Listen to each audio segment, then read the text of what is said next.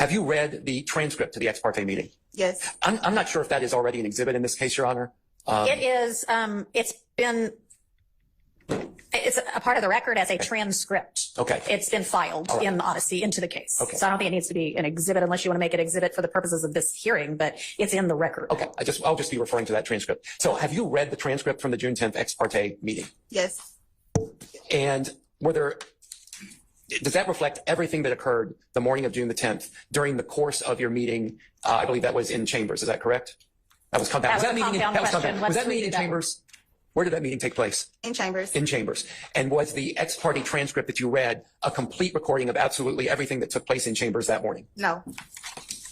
Could you please tell me, generally, when was there a time during the course of that ex parte meeting when y'all went off of the transcript?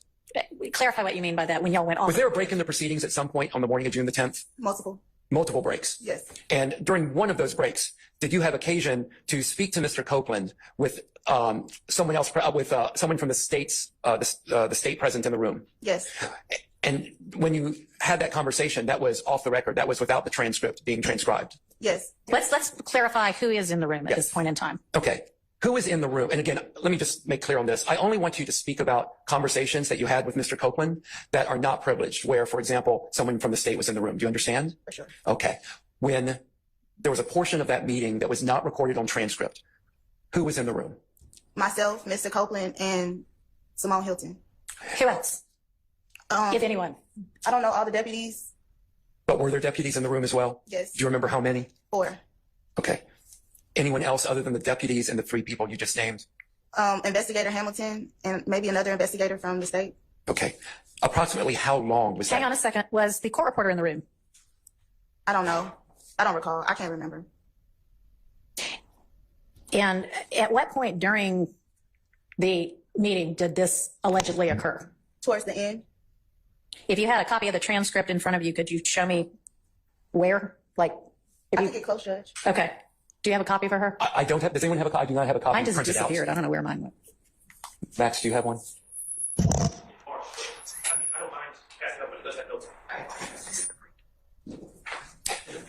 Maybe not. Let's get a clean copy. Okay. What had just occurred, and then what occurred following it? What had just occurred prior to? What had just occurred was we had been meeting for a really long time, and I needed to go to the bathroom because I was stressed out. And when I went outside in the hallway, Simone was outside in the hallway, so I guess she didn't want to be in the room with Mr. Copeland while I stepped out. That's all I can think of. So she was outside. She met me in the hallway, and she said, "Okay, hang on before you get into what anybody said." So y'all are in chambers. Like, paint the picture for me. You're in chambers, and then and what happens for you to then leave chambers to go to the restroom? I needed a break.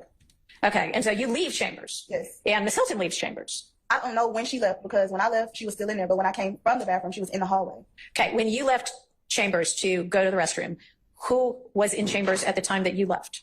Mr. Copeland, the deputies that were with him, about 4. Miss Hilton, the investigators from the DA's office, the judge, and the court reporter. Okay, so you took a bathroom break. Yes. And as far as you know, you left, and then you have no idea when or if anybody else left. But when you came back, Ms. Hilton was in the hallway. Yes. All right. Well, then that's not the part we're talking about. No. Well, I think it leads up to the part we're talking about, and that interaction with Ms. Hilton may be relevant to where we're about to go. All right. Could you please describe the exchange you had with Ms. Hilton in the hallway? So she asked me, I think I get what you're saying. I think I get what you guys are trying to say. And if he's trying to do what I think he's trying to do, then that's not going to work. And I said, well, I don't know what you're referring to, but I guess we can come back in and you can talk to him about it. Okay. And so when you said you can come back in the room and talk with him about it, was there any further exchange in the hallway? No. What happened after that? We go back in the chambers. Excuse me, we being you and Miss Hilton. Me and Miss Hilton. You go back into the chambers, and then would you say again who was in the chambers when you went back in? Well, Mr. Copeland had then went to the restroom, so it was just me and Miss Hilton in chambers, and then they bring him back in. Did you and Miss, excuse me, I don't mean to cut you off if you hadn't finished. No, then the same other people. Okay. When you and Miss Hilton were in the chambers prior to Mr. Copeland returning, did you and Miss Hilton have any further conversation in the chambers? No. Okay. When Mr. Copeland... Hang on. So you and Miss Hilton go back into chambers. Do you go back? I mean, chambers is... There's an anteroom where the judicial assistant sits. There's a staff attorney's office. There's the judge's office. Where are y'all? The judge's office? Yes. Okay. And when you and Miss Hilton go back to the judge's office, there's nobody else there but the two of you? And probably the investigators from the state. You don't remember? Well, the deputies had to take Mr. Copeland. Okay. So Mr. Copeland was gone. Yeah, he was in Was there. the court reporter there? Yeah, she was there. Was the judge there? If you remember. I don't remember if he was in there. Okay, so you and Miss Hilton have a private conversation in chambers? No, we don't talk. Okay, y'all just walk back in, and then what happens? And then everybody comes back in. Okay, who is everybody? The judge, Mr. Copeland, the 4 deputies, the 2 investigators from the state. Okay, we're just going to take it slowly, step by step, okay? Okay. All right. So those individuals return. Does Judge Glanville return to the chambers? Yes. Is the court reporter in the chambers? Yes. Okay. When all of these people are in the chambers, what happens next? A step at a time. Simone starts talking to Mr. Copeland about what we talked about in the hallway. What specifically did Miss Hilton tell Mr. Copeland about what happened in the hallway? I don't remember what she said at the beginning, because then she says, "Wait, Judge, can you step out?" Who is the she that says, "Wait, Judge, can you step out"? Simone Hilton. Okay, ask the judge to step out. At that point, does the judge step out? Yes. Does anyone else step out? I don't remember if the court reporter stepped out, but I know she stopped taking down what we were talking about. Okay, and she may or may not have remained in the chambers. Correct. Okay. And so at this point, you're saying that the judge is out, you, Miss Hilton, Mr. Copeland, 4 sheriff's deputies and 2 DA investigators are in chambers. Yes, Judge. Okay. Okay. Next step. What happens next? Simone starts to talk to Mr. Copeland about, I guess this is the part about purging yourself and perjury and impeachment. Okay. What specifically did Miss Hilton say about purging himself? About purging himself once he began to testify that he would purge himself of him being arrested. Okay. What about perjury did she tell to him? Did Miss Hilton say to Mr. Copeland? I think some of this is on the transcript, but she reiterated the fact that pretty much she wanted him to testify. She didn't know what he was going to say, but there was one thing that they know that he didn't do that she would not allow him to testify to. Okay. What did Miss Hilton tell Mr. Copeland was the one thing he knew? All right, let's not assume any of this because this is your witness, so don't lead her, okay? Okay. So when you say that, what did Miss Hilton specifically say regarding that? Well, first, Mr. Copeland said, I can claim all of this. I can claim all of this. I might as well just say I did all of this. And she said, but we know you didn't do all of this. And specifically, we know you did not kill Donovan Thomas. And I will not allow you to get on the stand and say that you killed Donovan Thomas. And when Miss Hilton said, I will not allow you to get on the stand and say you killed Donovan Thomas, did she say anything else with respect to that?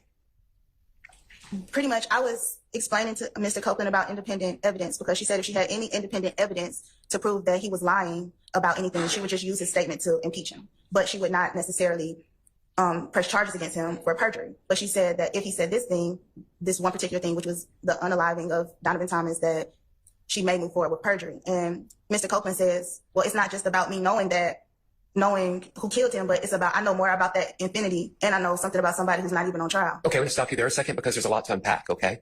So do I understand your testimony to be that Miss Hilton said that she would prosecute him if he lied about the killing of Donovan Thomas, but she would not prosecute him if he lied about other things? Yes. Let's go back to the infinity because I didn't catch all of that. What did Mr. Copeland say about the infinity? You just say, I know something about the infinity that y'all don't know. And how did Miss Hilton respond to that? No, I don't remember, but basically she's just like, okay. Okay. What happened next in that meeting?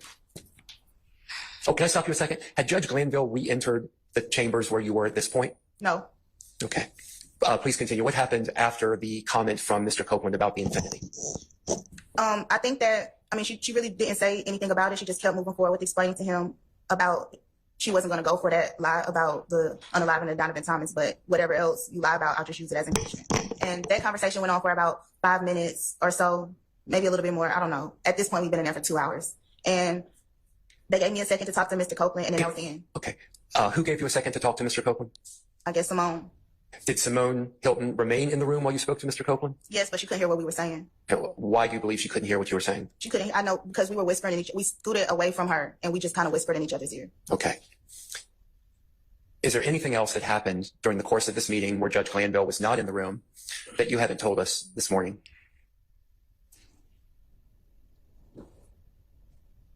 I'm not 100% sure, but I know there's one time where Adrian said something about Judge closure. Where, I'm sorry, who? Adrian Love. Okay, let's stop just a second, okay? Because I want to make sure we clarify this. I believe your testimony earlier was that Ms. Love was not in the room, at least during this portion of the meeting. Is that correct? That's correct. Are you referring to another portion of the meeting that happened that morning? I don't remember if he stepped out or not. I just remember at one point she said, Judge, close your ears. I don't remember if who said Okay, let's go back. Yeah, that's very unclear. We're going to go back and try to clarify. Let me. Yeah. All right. So at the beginning of the meeting, it is Judge Glanville, Miss Love, and you, Yes, Judge. the court reporter, and then whomever the deputies are. Mr. Copeland is not there. Miss Hilton is not there. Is that correct? No deputies. Okay. They don't come until Mr. Copeland comes. Okay. So then it is just the judge, Miss Hilton, and you, and the court reporter, correct? And the investigators. The DA investigators. Yeah. Okay. And so is it that portion of the transcript that you're moving to now? Okay. All right. And what did Ms. Love say? I just remember her saying something about Judge, close your ears. And I can't remember if he steps out then for a second or not, but that would be the only other time I remember him stepping out.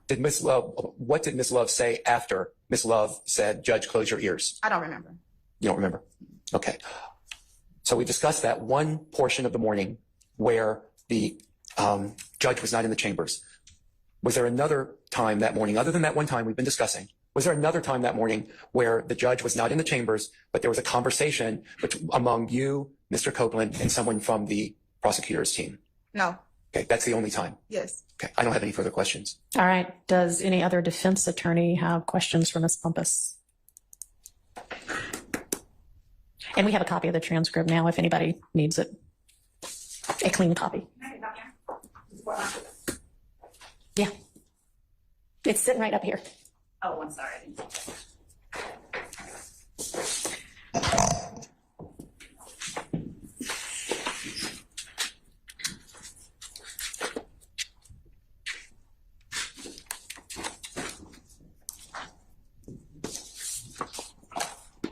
Go ahead, Mr. Steele. Thank you, Your Honor. Good morning. Good morning. Counselor, was there a time in your presence that you heard someone give a direction for the sheriff deputies to shut off their body-worn cameras? Absolutely. Do you know who gave that direction? Deputy Brown. And do you know at what period of time or what point in time that occurred? Were you alone with your client? Was it throughout the whole time? Were you with Ms. Hilton? What was going on when you heard that? That was the first thing he said when the deputies brought Mr. Copeland in. So as far as you know, I'm not saying the sheriff deputies filed that order, but they were ordered to turn off all body-worn cameras as far as you were concerned. Yes. And this conversation that you just relayed to us with Ms. Hilton, you and Mr. Copeland, your client, was that a calm conversation? Was it heated? How would you describe? It was, we had been in there for 2 hours. It was a high level of emotional tension, if that's a thing. Okay, were people getting louder than we're speaking now? Yes. And who was that person or people? Simone. Okay. And when you were talking about Mr. Copeland not being permitted to take responsibility for the killing of Mr. Thomas, you know what I'm referring to? Yes. Did Mr. Copeland in any way take responsibility for that killing that day to Mr. Hilton? Pretty much, he just said, you don't know what I did or didn't do. Okay. And that was said to the prosecutor about the killing of Donovan Thomas? Yes. Do you know if you saw Ms. Hilton taking any notes or recording the meeting, or any of the people with her recording this meeting or taking notes? I'm not aware. Right. It says, and the court just gave a transcript, I don't know where it is, but you can look at it. No one's trying to trick you. It says on page 40, towards the bottom. It's the Honorable Yes. Judge. It's fine. If you need to look at it, if you don't need to look at it, that's fine. Just let the record reflect. It should be on page 40. If you need it, it's June 10th. It should be 2024 ex-parte, a conference that you were part of. And Judge Glanville says something to the effect, I'm not looking at this, is not a quote, but it appears to be to Mr. Copeland. Do you remember when Mr. Love told you that as long as you don't tell a bold-faced whopper, something like that? Do you see that? Yes. Can you just, so the court, unless the court has it in front of her, I've what got line it in that front of is? me. Do you know what line that is? Where it begins on? 12. Okay. Well, 9, but 12 specifically, which it's referencing to. I couldn't hear the last part. 9 is when he starts talking, but 12 is when he gets into that part. Keep being Judge Glanville. Yes. Okay. And what information do you have that Mr. Love spoke with Mr. Copeland about the bald-faced whopper? What do you mean? I'm sorry. Can you ask that again? Apparently, Ms. Bumpus didn't understand it any better than I did. Yes. Do you have any information to educate us on when Ms. Love spoke with Mr. Copeland about you can't make a bald face, whatever it says, whopper? Yeah. Hang on just a second. Yes, Ms. Love. My objection is that the question itself assumes a fact that has not been established. Sustained. Read what it says if you don't mind. Tell me what page we're on again. 4. Okay. Thank you. The court, the state can still give you immunity. They can give immunity to whoever they want, okay? And they can make that choice. I don't even make that choice. So if they, like I said earlier, they want your testimony, they figure it's that the jury needs to hear what you have to say, good, bad, or indifferent. And what Ms. Hilton is telling you is just the truth as you know it. And let her worry about, I mean, even though you may have said different versions of whatever, that's for impeachment. That's not going to get you in trouble. What will get you in trouble is you just invoking your First Amendment privilege because you've been given immunity. Or as Ms. Love said this morning, remember, Ms. Love said if you overtly lie about something, like if you tell a bold-faced whopper, then they can indict you on that particular charge. I mean, that particular false statement. That part you said about, you remember earlier this morning, Ms. Love telling you about the bold-faced whopper. That's what I'm focused on. Can you tell us, were you present when Ms. Love spoke with Mr. Copeland that morning? What's your basis? Again, assuming facts that have not been established. The question, I believe, was, were you present when Ms. Love spoke with Mr. Copeland? Okay. So I think that's based on the fact that what was just read out was read out. So I don't know that Judge Landville's statement establishes that, but that's why he's asking it. So I'm going to permit him to ask that, and she can, keeping in mind that that doesn't establish that it occurred. Ask it as a more conditional question, I guess. Do you have any information how that came about, if it occurred at all? I like it. Came about if it occurred at all. So the meeting was really long and a lot happened. I can't remember if Miss Love was ever in the room at the same time as Mr. Copeland. So I don't remember them being in the room together. And if they were, they did not have any communication. Okay. All right. Do you remember in that transcript, I have to get you the page if you don't remember, Judge Glanville handing something to you for Mr. Copeland? Absolutely. Can you tell the court what that was? Which time? Every time. So go one at a time. So the first time, I believe he handed me a copy of the immunity order. Okay. And the second time, he handed me 2 statutes, one on perjury, and I think the other either on impeachment or, yeah, I think that's what it was. Okay. Any questions, written out questions you remember being handed to you or Mr. Copeland? District Attorney's questions, was that given to Mr. Copeland? No. Okay, you remember that discussion? No. All right. I don't have any other questions. Thank you. Thank All you. right. Any other defense attorney have questions for Ms. Bumpus? Okay. Good morning, Ms. Bumpus. Good morning. Counselor, I want to take you back to that Monday, June 10th, 2024. When you arrived for court that day, you were arriving to represent Mr. Copeland, correct? Yes. As a witness? Yes. Okay. And where did you go when you entered the courthouse? I came right here. To this courtroom 1C? Yes. Okay. Did you ever request an ex parte meeting with the judge? No. To your knowledge, did Mr. Copeland ever request an ex parte meeting with the judge? No. Okay. How did this meeting come about? I was down here, and when I got here, the courtroom was closed. There was no one here. And so I contacted Mr. Chamberlain, and he came down. He told me to call him when I got in the courthouse. So I called him when I got in the courthouse, and I was right here. And he came down and got me, took me upstairs. Okay. Were you ever told why you were going upstairs? I was never told why I was going upstairs, but once I got upstairs, I thought I was upstairs because that was the only place I could talk to Mr. Copeland. Okay. At what point did you realize that you were being made part of an ex parte meeting? When Brian got up there and said it. When what? I'm sorry. Brian. Who's Brian? Attorney Steele. Okay. Got up, and that was the first time I really realized that anything had happened because I'd been sitting there and I did not realize what was happening. Where are you? I thought you had just been brought upstairs to Judge Glanville's chambers. But it was never a time where they said, oh, we're about to meet. They literally just start talking. So Mr. Steele's there? no, the first time I realized what had happened was when Mr. Steele made his motion in court. Okay. So you were in chambers with Judge Glanville and Ms. Hilton. And Ms. Love, correct? What I'm saying is, You answered the question that I am asking you. You were in chambers with Ms. Hilton and the judge. Sorry. There are 2 different parts to this ex parte. You were in chambers with Ms. Love and the judge and a court reporter, and y'all had conversations, correct? Yes. Okay. And you were aware prior to that morning that this case was being tried, correct? Yes. Okay. And you were aware that Ms. Love was a member of the prosecution team, right? Yes. And that Judge Glanville was the presiding judge at the time. yes, And that there were defense attorneys on the other side of the case, right? Yes. Okay. And so when you went into the meeting, you could see that there were no defense attorneys present, right? no, but what I'm saying is, I didn't know I was going into a meeting. Ma'am, I understand. Answer the question I asked you. You could see at that point in time that there were no defense attorneys present in the chambers, correct? Yes. Okay. So at that point in time, you knew this is a meeting with the prosecution and the judge and no defense attorneys, right? What I'm saying is, Ma'am, answer the question I am asking you. I didn't realize it was a meeting. Okay, so at the point when people started talking, let's call it a meeting at that point in time. Okay. And so you knew that the defense attorneys weren't there then, right? Yes. Okay. And so you knew it was an ex parte. If you knew the term ex parte. Yes. Okay, go ahead. And in the meeting, who initiated the conversation about the purpose of the meeting? Was it you? No. Okay, who was it? All right, let me ask y'all a question. I can read what's in the transcript. So unless there's, something that we're saying occurred before, the court reporter said, okay, I'm ready whenever y'all are. I don't need an exposition of who said what. I can see it, okay? Okay. I have no further questions. All right. Ms. Matthews. Ms. Bumpus, good morning. Good morning. Just a few questions for you. At any time during the meeting that took place between the court, the prosecutor, yourself, Mr. Copeland, were you ever told by the court not to disclose any of the contents of the meeting? All right, we are not going to replow the issue of Mr. Steele being held in contempt. That is moot. So to the extent that this is going to that, move on. Okay, that's where I was going. All right. Thank you. No question. Anybody else? From the defense team side. Okay. Ms. Love, do you have questions for Ms. Bumpus? A few, Judge, just a few. Thank you. Ms. Bumpus, you were asked by, I believe, Mr. Steele, whether Judge Glanville ever handed Mr. Copeland anything. Do you remember being asked that question? No. Okay. Do you recall telling Mr. Steele or Mr. Charter, either member of the defense team, this morning that in the June 10th hearing, Judge Glanville handed you a statute on perjury? Can you say that again? Do you recall testifying earlier that during the June 10th hearing, Judge Glanville handed you a copy of the perjury statute? You can correct me if I'm wrong, but I thought the question was, did he hand it to me to give to Mr. Copeland? Do you recall testifying that Judge Glanville handed you a copy of the perjury statute? Or better yet, let me do this. Did Judge Glanville give to you a copy of the perjury statute? And said, hand it to Mr. Copeland? Yes. Okay. And did Judge Glanville give to you a copy of the immunity statute? And said, hand it to Mr. Copeland? Yes. All right. And when you responded, let me back up. So do you not recall being asked in this courtroom today, did Judge Glanville ever give to Mr. Copeland anything? I don't recall. Do you recall what you were asked do you recall testifying that Judge Glanville gave you both a perjury statute, copy of that, and a copy of the immunity statute? Yes. Okay. Do you recall what question you were answering when you made those statements? The question that I was answering was, did Judge Glanville give me something to hand me a statute or hand me anything in a meeting? And you don't recall him asking whether Judge Glanville handed Mr. Copeland anything? Objection. Asking it. Yes. Thank you. I'm not sure we got a clear answer on it, but does it matter?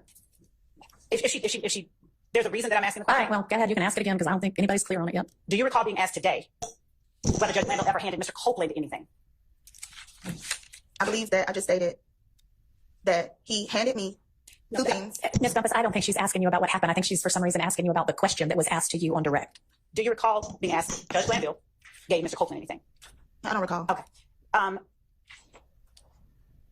At the time that you were called to the meeting, you already knew that Mr. Copeland had been granted immunity, correct? Incorrect. Okay. At the time that you assumed representation of Mr. Copeland, you were aware that he had been arrested, though, right? You knew that Mr. Copeland had been arrested? No. Okay. At the time that Mr. Melnick spoke with you about standing in his stead on that Monday morning, did you learn during that conversation with Mr. Melnick that Mr. Copeland had been arrested? No. At what point did you learn that Mr. Copeland had been arrested? After he had been arrested? Was that before or after the Monday morning meeting? Objection, Your Honor. You asked us to just focus on the contents of that meeting. You asked me to not get far from that, and we're far from that. Your Honor, Yeah, what does this have to do with whether or not some off-the-record discussion that Ms. Hilton was privy to occurred? Your Honor, the reason I was asking about the giving to Ms. Bumpus the statutes is that my understanding is that at the time that she was called to represent Mr. Copeland, she was not familiar with certain statutes. Okay, well, maybe not, but that's not relevant to what we're trying to figure out here. And so to the extent that she was asked by the defense whether Judge Glanville gave to Mr. Copeland anything, and she then responded he gave it to me. All right, I don't recall. I'm sorry, go ahead. Go ahead. I was establishing the reason he would have given her that, and I was establishing further the extent of the questions that I had for her dealt with her understanding of her responsibilities. And then finally, I was going to ask her, she'd already testified to my memory that she doesn't recall this counselor ever being in the room with Mr. Copeland, and if there was no communication. Okay. So I was going to... That part seems relevant. You can ask about that. Ms. Bumpus,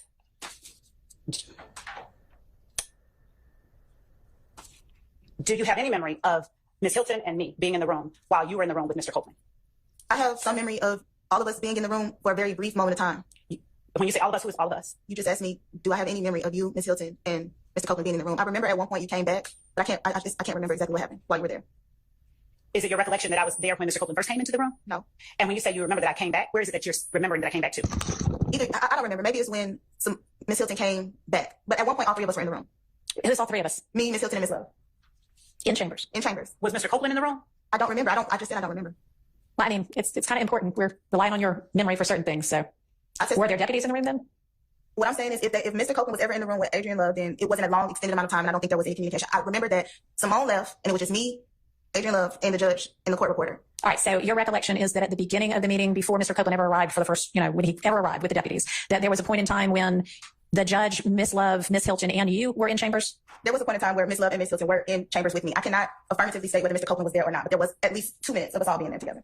Did y'all have any conversation at that time? I can't recall because Ms. Hilton was doing all the talking.